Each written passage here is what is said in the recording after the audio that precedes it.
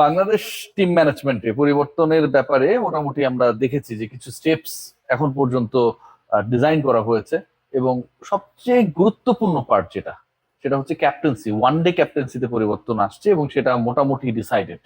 এখন এই one day ক্যাপ্টেন্সির চেঞ্জেসটা কিভাবে হতে পারে, আপনারা সবাই বিভিন্ন মিডিয়ায় নিউজটা খেয়াল করেছেন, এবং এটা নিয়ে জানা যাচ্ছে যেটা মানে একদমই 100% শিওর না যে কখন কয়টায় কিভাবে মিটিং গুলো হয়েছে, যে সম্ভাব্য ক্যাপ্টেন হতে পারেন যিনি বা যারা, তাদের সাথে বাংলাদেশ ক্রিকেট বোর্ডের যারা আসলে দায়িত্বশীল তাদের একটা মিটিং বা সভা হয়ে গেছে এরই মধ্যে। এবং সেটার পরবর্তী সময়ে আসলে কিছুটা হলেও এক্সাইটমেন্ট বা অস্থিরতা দুটাই বেড়ে গেছে। বাট এই মুহূর্তের খবর যেটা ট্যাগলাইনে যেটা দেখছেন, যে বাংলাদেশ দলের ব্যাটিং কোচের যে পজিশনটা রয়েছে সেখানটাও একটা বড় পরিবর্তনের সম্ভাবনা রয়েছে, এবং সেই পরিবর্তনটা আসলে একজন নতুন ব্যাটিং কোচ পেলে, কনফার্ম করলে, জয়েন করলে মোটামুটি হয়ে যাচ্ছে। এবং সেই কোচের নাম কি? এক সময়ে পাকিস্তানের হয়ে খেলতেন ইউসুফ ইয়োহানা, মোহাম্মদ ইউসুফ, তাকে নিয়ে অনেক বেশি আলোচনা। আসলে কি তিনি হচ্ছেন কিনা, বাংলাদেশ ক্রিকেট বোর্ডের সাথে তার যোগাযোগটা কোন অবস্থায় রয়েছে, নাকি পুরোটাই রিউমার, সেই আলোচনায় যাব। তার আগে Mohammad Ashraful almost is going to lose his job, এটা মোটামুটি বলাই যায়। মোহাম্মদ আশরাফুলকে নিয়ে কেন এই আলোচনা, মোহাম্মদ আশরাফুল আসলেই কি করেছেন, Mohammad Ashraful as the batting coach তার পারফরমেন্সটা কি ছিল, একটু যদি ফ্ল্যাশব্যাক করি। যেহেতু আলোচনাটা হচ্ছে যে মোহাম্মদ আশরাফুলের জায়গায়, যেহেতু ব্যাটিং কোচের দায়িত্বে তিনি, নতুন একজনকে, হাই প্রোফাইল একজনকে বিশ্বকাপ সামনে রেখে, 2027 বিশ্বকাপ সামনে রেখে বাংলাদেশ ক্রিকেট বোর্ড নিয়োগ দিতে চায়, which is very good decision আমি মনে করি। কারণ আপনি এমন একজনকে আপনার দরকার যিনি এরকম কন্ডিশনস গুলো সম্পর্কে মাচ মোর বেটার জানেন, সাকসেসফুল ছিলেন, এবং বাংলাদেশ দলে যার একটা প্রভাব থাকবে। এখন আশরাফুলের প্রভাব কতটুকু সেটা আমরা দলের পারফরমেন্স দেখলে বুঝতে পারবো। খেয়াল করে দেখুন, সবশেষে যে ওয়ানডে সিরিজটা বাংলাদেশ খেলেছিল, যে সিরিজে বাংলাদেশ পরাজিত দল জিম্বাবুয়ের এগেনস্টে, রাইট? জিম্বাবুয়ের এগেনস্টে পরাজিত হওয়া বাংলাদেশ সেই ওয়ানডে সিরিজে একটা ম্যাচে, প্রথম ম্যাচটায় 142 করতে গিয়ে 116 রানে অল আউট হয়ে গেছিল। 142 টার্গেট ছিল ফ্রম 50 ওভার্স, মানে হচ্ছে আস্কিং রান রেট বিলো 3। সেখানটায় বাংলাদেশ 116 বেশি করতে পারে নাই। Mohammad Ashraful batting coach, reminding you all.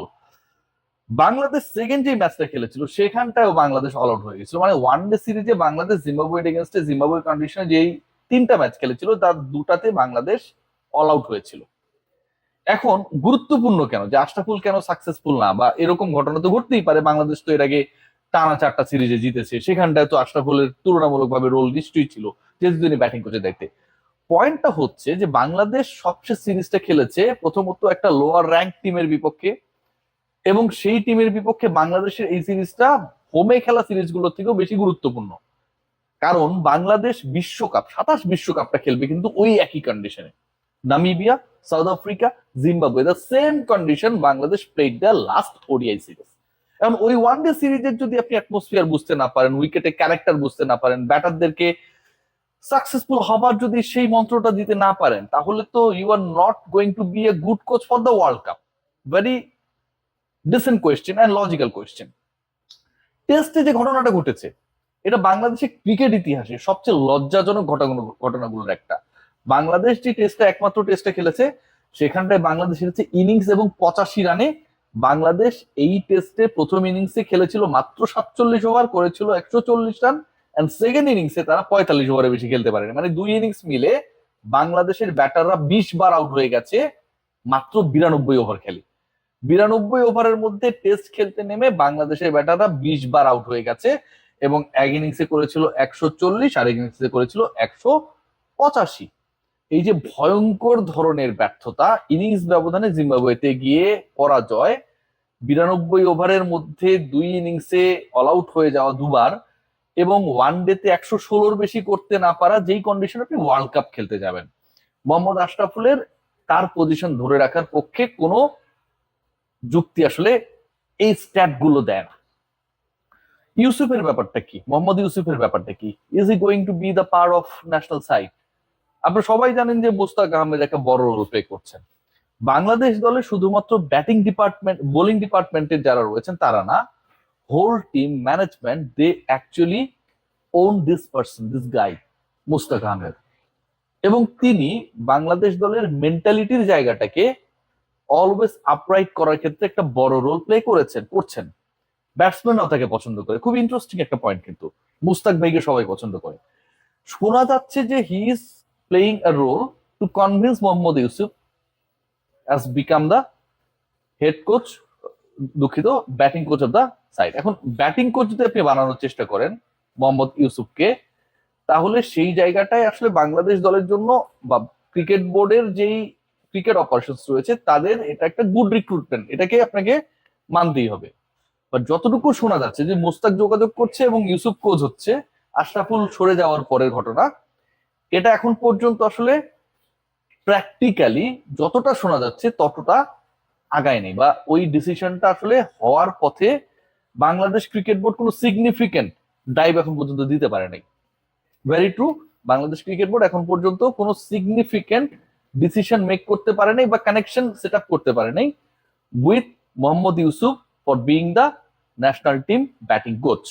So এই আলোচনাটা যতটুকু আসলে ছড়িয়েছে হচ্ছে আশরাফুলেরটা যতটুকু সত্য যে আশরাফুলকে আসলে তার দায়িত্ব থেকে সরানোর একটা সময় চলে এসেছে, বা তার সাকসেস রেট বাংলাদেশ ক্রিকেট বোর্ডকে বাধ্য করছে টু চুজ সামওয়ান নিউ, ঠিক একইভাবে এটাও ততটা সত্য না যে মোহাম্মদ ইউসুফই বাংলাদেশ দলের দায়িত্বে আসছেন। খালেদ মাহমুদ সুজনের যে পয়েন্টটা, সুজন সাহেব অবশেষে বাংলাদেশ ক্রিকেট বোর্ডে মোটামুটি অ্যাড হয়ে গেছেন এবং তিনি একটা বড় সময়ে বাংলাদেশ দলকে সাপোর্ট করেছিলেন। বাংলাদেশ দলের একটা সময় তিনি হচ্ছে শেপ দ্য মিশন ছিলেন, ন্যাশনাল টিমের সাথে ছিলেন, ম্যানেজারিয়াল রোল প্লে করেছেন, হেড কোচের দায়িত্ব প্লে করেছেন।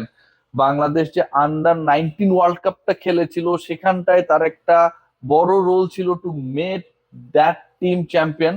সো খালেদ মাহমুদ সুজন তিনি আবার এইচ লেভেলে, মানে ফাইন্ডিং আউট দ্য ট্যালেন্টস 16-18 যে লেভেলটা রয়েছে এবং যারা আলটিমেটলি পরবর্তীতে ন্যাশনাল টিমের পাইপলাইন হবে, সেই জায়গাটায় খালেদ মাহমুদ সুজন তিনি উপদেষ্টার দায়িত্বে আসছেন। খালেদ মাহমুদ সুজনকে সেই দায়িত্বটা দেয়া হচ্ছে। সো সব যদি আমরা স্টোরিজ গুলোকে যদি লং স্টোরিকে শর্ট করার চেষ্টা করি, আশরাফুল তিনি একটা ঘড়ির পেন্ডুলামের মতো করে আসলে তার জবটা এই মুহূর্তে চলছে। মানে আশরাফুলের চাকরি হারানোর চান্সটা very high according to his performance.